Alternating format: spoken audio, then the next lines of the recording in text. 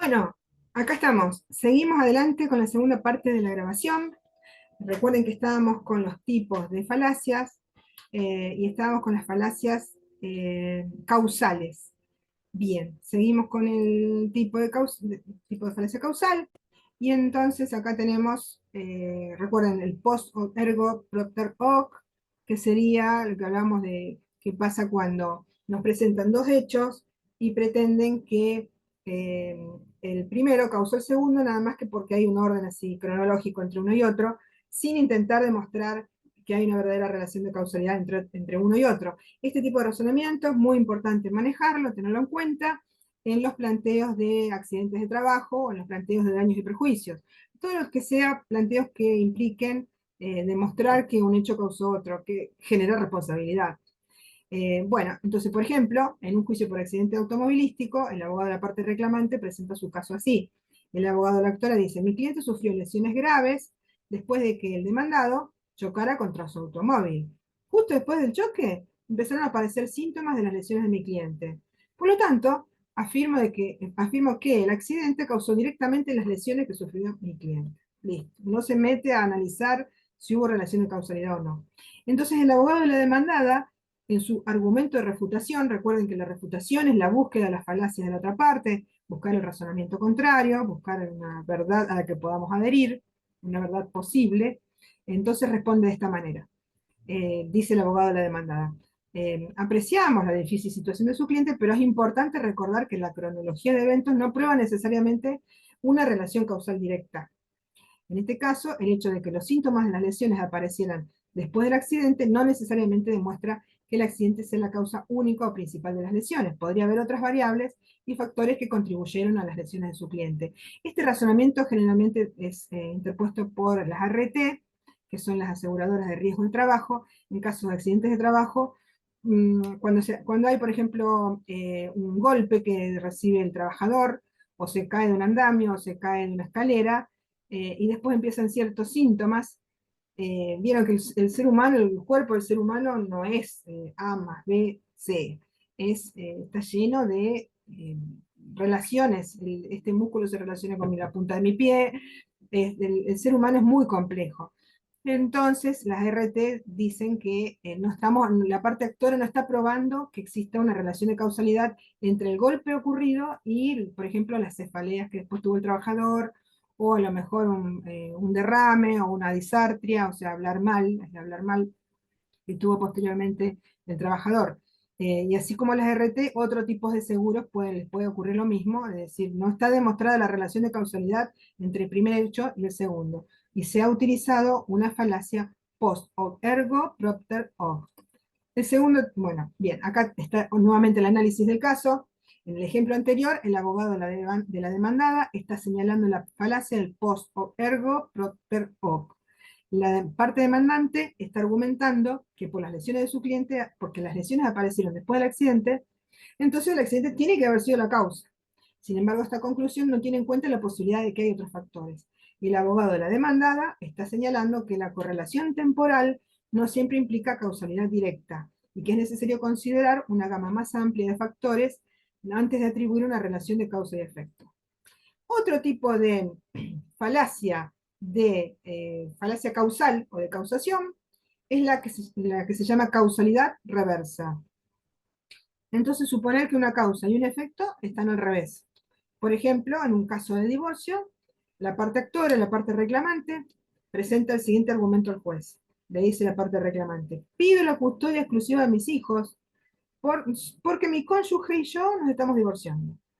Como mi cónyuge y yo nos estamos divorciando, mis hijos están mal, yo pido la custodia de mis hijos.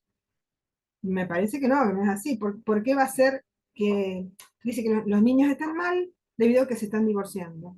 Bueno, pero o sea, hay que analizar más, hay que indagar más en los hechos y no aceptar esta causalidad reversa. Entonces, el abogado de la parte demandada va a responder de esta manera. Dice: entendemos que es una situación difícil, sin embargo debemos considerar que el divorcio no necesariamente es la causa del cambio en el carácter de los niños habían cambiado el carácter, y entonces este hombre dijo: es causa del divorcio. No es la única causa del cambio en el comportamiento de los niños, Es posible que haya otros factores en juego, como su propia relación con los niños, del demandante, el ajuste de las nuevas rutinas, a los nuevos lugares donde iban a estar. No podemos asumir automáticamente que el divorcio sea necesario a consecuencia del cambio del comportamiento de los niños. Y ahí está mi gato maullando, no sé si lo escuchan. Bien, un segundito, vamos a seguir acá. Bueno, después tenemos la causalidad reversa, ya está, ¿no? Ya hemos terminado acá. Otro tipo de falacias. Falacias de atractivo a la emoción. Es muy común en los discursos políticos. Falacia de atractivo a la emoción. Falacia ad populum. Es el famoso porque todas las moscas les guste. Bueno, un dicho así, ¿no? Si a todos les gusta, tiene que ser verdad. Falacia ad populum. Argumentar que algo es cierto porque muchas personas lo creen así. Por ejemplo, en un juicio de homicidio, la parte el fiscal, el acusador, presenta este argumento. El fiscal dice, tenemos que condenar al acusado, porque la comunidad toda está indignada porque se ha cometido este crimen atroz. Entonces hay que condenarlo. Bueno, pero que la comunidad toda está indignada, ¿y cuál es el argumento en contra de la persona real? Un argumento real.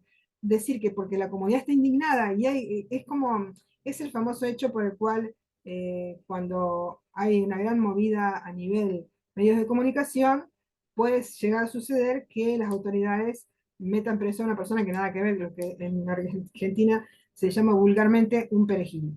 Una persona que nada que ver. Nada más que porque hay que calmar ad populum, el movimiento popular y la indignación general. Entonces, no es así. Solo porque toda la gente lo diga, eso no certifica que eso sea verdad. Y por lo tanto no certifica que sea verdad que debamos condenar a alguien o que debamos absolver a alguien. Es la falacia ad populum. No debemos aceptar que se imponga solamente porque toda la gente lo dice. Después tenemos otro tipo de falacia, también de atractivo a la emoción, que es la falacia ad misericordiam, que se confunde, digamos, es el mismo tipo, pero mirándolos desde otro punto de vista, que al principio de todo vieron que vimos un tipo de falacia, a ver si lo vemos acá en el punto 4.1, la falacia de relevancia, miren, la falacia ad misericordiam y argumento ad misericordiam. ¿Ven? Ad misericordiam, falacia de relevancia. Y acá, que estamos casi al final de los tipos de falacia que hemos presentado nosotros, tenemos entonces de relevancia y de atractivo a la emoción. Es la falacia ad misericordiam, es apelar a la compasión para ganar apoyo. También acá dice, es un tipo de falacia de relevancia.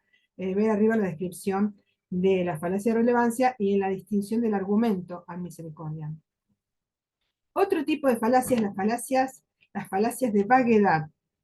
Las falacias de vaguedad es usar términos vagos. Por ejemplo, eso se suele usar en los despidos directos de parte de la empleadora, cuando dice, mm, notificamos a usted que queda despedido debido a que ha cometido graves faltas graves faltas de decoro, graves faltas de respeto contra su superior. Entonces no dice quién es el superior, no dice cuándo lo hizo, en qué fecha lo hizo, en qué lugar lo hizo, cuáles fueron esas faltas que podría haber sido que le digan, no, mira, esto no se hace así. O bien que diga, no, mira, sos un sonso, etcétera, etcétera. O sea que las graves faltas de decoro o las graves faltas de respeto puede ir de una graduación mínima a una graduación máxima. Y sin embargo la persona está siendo deliberadamente vaga. Entonces la vaguedad es una falacia en sí misma, una falacia de vaguedad. Usar términos vagos y poco definidos en un argumento. Acá hay otro caso, acá hay otro ejemplo. Durante un juicio de difamación, la parte demandante o la parte actora argumenta lo siguiente. Abogado de la parte actora. Mi cliente ha sufrido daños significativos debido a las afirmaciones falsas realizadas por el acusado en su artículo. No dice cuáles son las afirmaciones falsas, no dice cuáles son los daños significativos. Y entonces el abogado de la demandada o el abogado del acusado va a decir, bueno, pero usted no me está diciendo cuáles son las afirmaciones falsas o los daños significativos. Está cometiendo una falacia por vaguedad. La falacia de vaguedad, que sería una definición falsa. Bien, y el otro es el enfoque en lo irrelevante, es desviar la atención del tema principal. Un ejemplo sería el que yo les di hace un rato, no sé si quedó en el otro video, acerca de que cuando tienen que contestar una demanda en una pyme, que tuvo un trabajador no registrado, terminan diciendo, sí, pero bueno, mire, eran dos hermanos que formaron esta pyme con mucho esfuerzo, señor juez, no los puede condenar porque entonces va a destruir la pyme, y entonces son 10 años de historia familiar que no van a existir más. Es desviar la atención del tema principal. El enfoque en lo irrelevante, entonces, es en sí mismo una falacia. Entonces, falacia de vaguedad son definiciones vagas y enfoque en lo irrelevante. Otro tipo de falacia, la falacia de composición y de división. Es decir, que lo que es cierto para todas las partes también es cierto para el todo, o bien al revés. Si algo era cierto para todos, necesariamente iba a ser cierto para cada una de las partes, aun cuando fueran diferentes las partes. Ese es el tipo de falacia de composición o de división. Mm, Me parece que en el razonamiento jurídico no hay tantos ejemplos como estos, como tantos como lo hemos visto antes. Los de causación, los de apelación a la emoción, etcétera, son mucho más comunes que estos de composición y de división, que deben ser más, estos de composición y división tienen un rasgo matemático, lógico formal, que me parece más adaptable a los casos de las ciencias duras, de la matemática y la geometría. Las falacias formales son los errores en las estructuras lógicas del silogismo. Por ejemplo, el error en la estructura lógica de un argumento, como afirmar una premisa como si fuera conclusión, sin otra premisa que sirva de evidencia adicional. Por ejemplo, en un juicio por homicidio, la parte acusadora, el fiscal, presenta este argumento, le dice el fiscal: el acusado no puede ser considerado inocente, sabemos que cometió el crimen, hay pruebas sólidas, y además el arma homicida que se encontró en la escena del crimen tiene sus huellas dactilares. Entonces está claro que el acusado es culpable de asesinato, solo porque tenía sus huellas dactilares, pero puede haber sido porque era su arma y después la habían robado, o puede haber sido que era su arma y la tomó otra persona y con esa arma causó el asesinato. O sea, falta una premisa más para decir esta persona es culpable definitivamente. Entonces, en este ejemplo, el fiscal de la parte acusadora está cometiendo una falacia formal al poner como conclusión lo que en realidad es una premisa en su argumento. Entonces, falacias formales, como poner um, a la conclusión la ponen como premisa anterior y entonces llegan a una conclusión que es errónea. Bueno, ya presenté, espero que puedan analizarlo, las 9 casos de falacias. Ahora vemos la verdad para el juez, para el abogado y para el derecho procesal. La verdad vieron que es un término filosófico, difícil de manejar, porque en honor a la verdad se han quemado vivas personas a lo largo de la historia, han torturado a personas buscando la verdad, así que la verdad es un tema vidrioso. En realidad hay que buscar la verdad lo más cerca posible que pueda ser la verdad, lo que se llama la verdad material, la verdad del fondo de un procedimiento que no sea meramente formal, que sea lo presentado de una manera formal ante el juez. Pero ya les digo, la verdad es un término vidrioso que no puede tomarse de manera fundamentalista. Entonces, más allá de eso, hay ocasiones en las cuales el mismo derecho dispone que la verdad cede su lugar privilegiado por diversas razones, que pueden ser la equidad, conveniencia, eficacia. Uno de los casos puede ser el recurso de la ficción. En virtud de él, por una cuestión de orden, se califica un hecho como tal, aunque no sea verdad, o no se sepa si es verdad o no. Por ejemplo, se habla del reconocimiento ficto de firma. Tenemos un documento que ha sido negado, entonces se llama a la persona a la que se le atribuye la firma a que venga a reconocer o desconocer la firma. Si no llega a venir a la audiencia, estuvo bien notificado, para el juez queda reconocida la firma. Para el juez esa firma es de esa persona, por más que no lo sea. Entonces, el reconocimiento ficto de firma. Otro caso, declara un testigo y miente, se miente todo el testigo, pero resulta que el testigo nunca nunca juró decir la verdad, decir la verdad, toda la verdad, como dicen en las películas norteamericanas. Acá simplemente es jurar decir la verdad de todo lo que sepa y les he preguntado. Entonces esa audiencia va a ser nula, y entonces por más que, o sea, el testigo va a ser, el testigo mintió, después se descubre que mintió, pero después no lo vamos a poder imputar penalmente porque mintió, sí, pero no declaró bajo juramento. Entonces, si bien hay un honor a la verdad ahí, pero si no se cumplió la formalidad de hacerle declarar bajo juramento, no va a importar que haya mentido. O sea, hay otro manejo de la verdad ahí.